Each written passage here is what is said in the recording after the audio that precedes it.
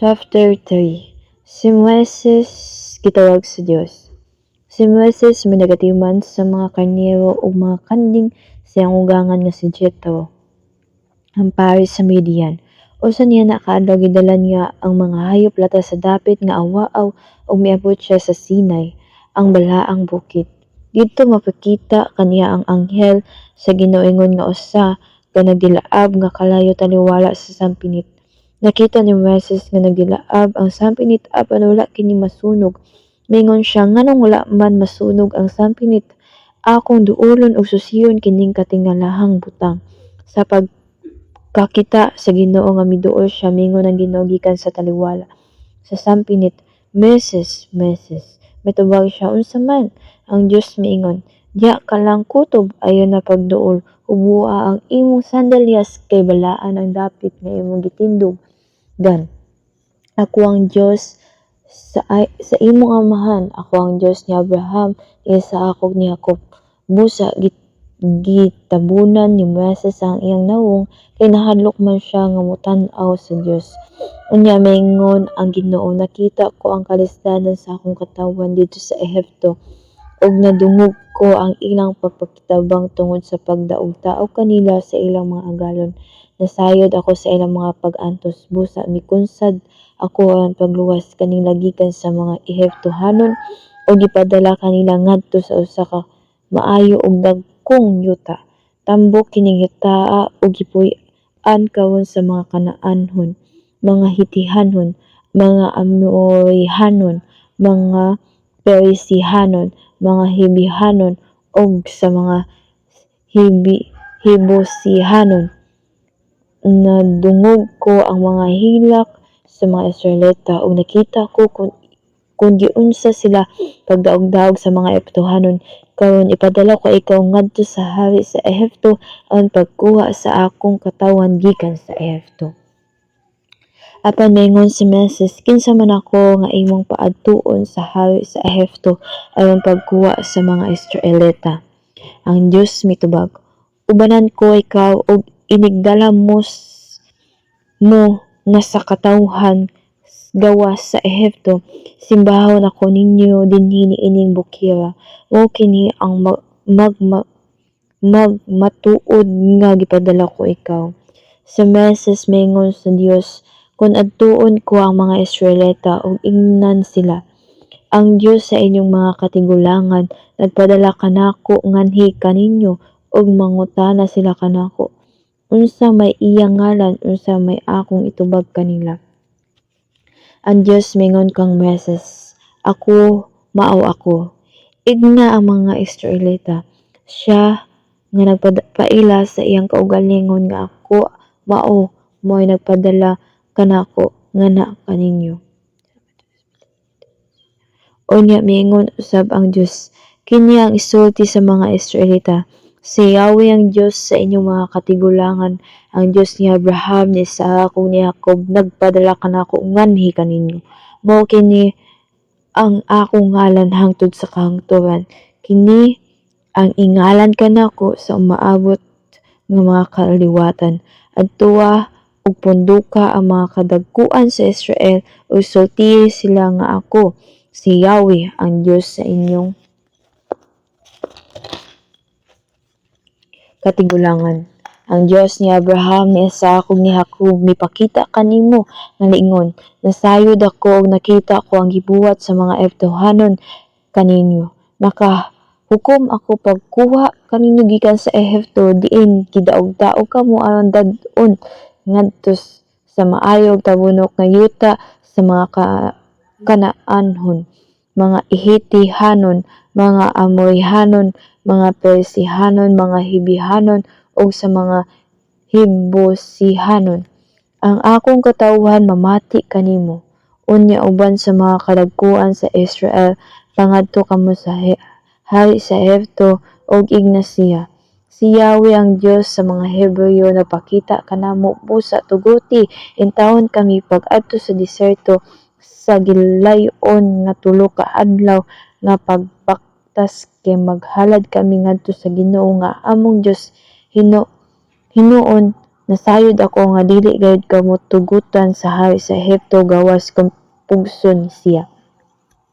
Apan, gamiton ko ang akong gahom ug silutan ko ang Ehipto pinaagi sa mga kahibulungang butang nabuhat ko didto. Pagkatapos niya na tugutan kamo niya sa pagawas. Himon ko nga tahuhon kamo sa mga Ehiptohanon aron inigbiya niya dili kamo manglakaw nga walay dala. Ang matag babaeng Israelita mangayo og mga bisti ug mga alahas nga bulawan ug plata gikan sa mga silingang Ehiptohanon ug kang bisan kinsang babaeng Ehiptohanon nga nagpuyo sa mga maong balay isulob kini ninyo sa inyong mga anak ug niining paagiha makuha ninyo ang bahandi sa mga Ehiptohanon. Chapter 4. Gihatag sa Dios og gahom sa Meses. Gihatagan sa Dios og gahom sa Meses. Amen.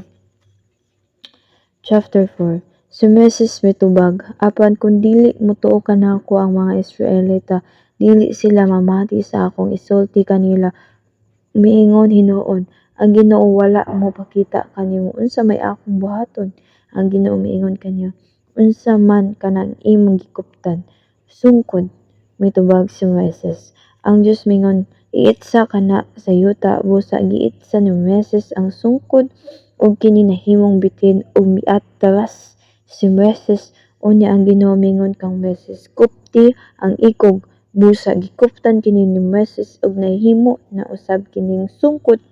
Ang Ginoo miingon, buhata ang maong milagro aron motuo sila nga ang Ginoo ang Dios sa ilang katigulangan, ang Dios ni Abraham, ni Jacob ug ni Isaac mipakita kanimo. Unya mingon pag-usab ang Ginoo kang Meses, ibutang ang imong kamot ilalom sa imong kupo. Gituman niya kini ug gipagawas na niya ang iyang kamot. Gikaptan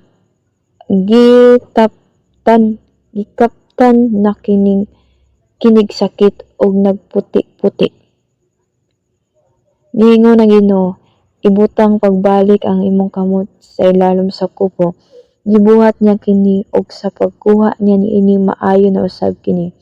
Ang Ginoo mingon, kung dili sila motuo kanimo o dili madaning sa unang timailhan, motuo na sila sa ikaduha. Kung dili pa gyud sila motuo bisan pa niining duha ka mga timailhan, ug dili magtagad sa imong isulti, pagkuhag tubig sa suba sa Nilo ug ibubo kini sa yuta ug kanang tubiga mahimong dugo. Si Meses mingon sa Ginoo, apan Ginoo dili ako maayo musulti, sukad pa kaniadto yungit ako ug magkanga nga mosulti. Ang Ginoo mingon kaniya, kinsa may naghatag og baba sa tawo, kinsa may naghimo kaniyang bungol o amang, kinsa may naghatag kaniyang igtatan-aw o naghimo kaniyang buta, dili ba ako ang Ginoo? Busa lakaw kay tabangan ko ikaw, pagsulti ug tudloan ko ikaw sa imong isulti.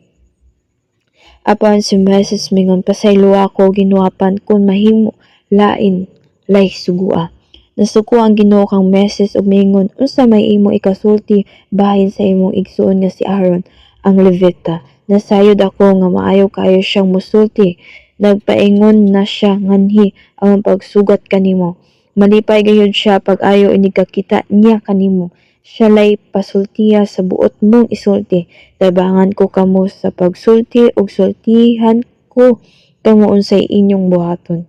Gamita si Aaron na imong tigpamaba kung makigsulti ka sa mga tawo, may sama ka sa Dios nga magtudlo kaniya unsay iyang isulti. Dad-a kining sungkod ug pinaagi niini paghimog mga milagro. Si Meses mibalik sa Ehipto. Unya mibalik si Meses ngadto kang Egipto nga iyang ugangan ug miingon kaniya, kung mahimo mobalik ako sa akong mga kabanay dito sa Ehipto aron pagsusi kung buhi pa ba sila. og nanamilit si Moises kang Jethro og si Jethro miingon kaniya, lakaw og pag-ayo-ayo. Niingon ang Ginoo kang Moises didto sa Midian, balik sa Ehipto kay nangamatay na ang tanan nga buot mapatay kanimo. Unya gikuha ni Moises ang iyang asawa ug mga anak nga lalaki ug gipasakay niya sa asno ug miadto sila sa Ehipto. Gidala niya ang sungkod nga gitugon sa Dios nga dat-on niya. Ang Ginoo miingon kang Moises, karon nga mobalik ka sa Ehipto, himuha gayud ang mga milagro atubangan sa hari pinaagi sa gahom nga gihatag ko kanimo, apan pagahion ko ang iyang kasing-kasing aron dili niya buhian ang mga Israelita. Unya ingna ang hari, mao kini ang ingon sa Ginoo, si Israel mo ang kamagulangang anak nga lalaki. Gisultihan ko ikaw nga buhian mo ang akong anak o simbahon niya ako apan nagdumili ka. Busa patyon ko ang imong kamagulangang mga anak nga lalaki. Sa ilang gipahulayan sa dalan, gitagbo sa Ginoo si Moises aron unta patyon. Unya mikuha si Sofira og hait nga bato ug gituli niya ang iyang anak ug ang panit nga iyang naabis gipahid niya sa tiil ni Moises. Niingon si Sephora, ikaw ang akong bana sa dugo. Busa wala patya sa Ginoo si Moises. Mao kinihigayuna nga miingon si Sephora, ikaw ang bana sa dugo tungod sa gihimo sa pagtuli. Unya Ginoo mingon kang Aaron, lakaw ngadto sa deserto ug sugata si Moises. Busa miadto si Aaron aron pagsugat kang Moises didto sa balaang bukid ug sa nagkita na sila gihagkan niya si Moises. Gisuginlan ni Moises si Aaron sa tanan nga gisulti kaniya sa Ginoo ingon man sa tanang milagro nga ipabuhat kaniya sa Ginoo. Busa milakaw si Moises ug si Aaron ug gitigom nila ang tanang kadagkuan sa mga Israelita ug gisuginlan sila ni Aaron sa tanang gisulti sa Ginoo kang Moises. Ang gihimo ni Moises ang tanang milagro atubangan sa katawhan. Mituo ang katawhan ug sa nakabalita sila nga miani kanila ang Ginoo ug nga nakita niya ang ilang pag-antos, miduko sila ug misimba kaniya.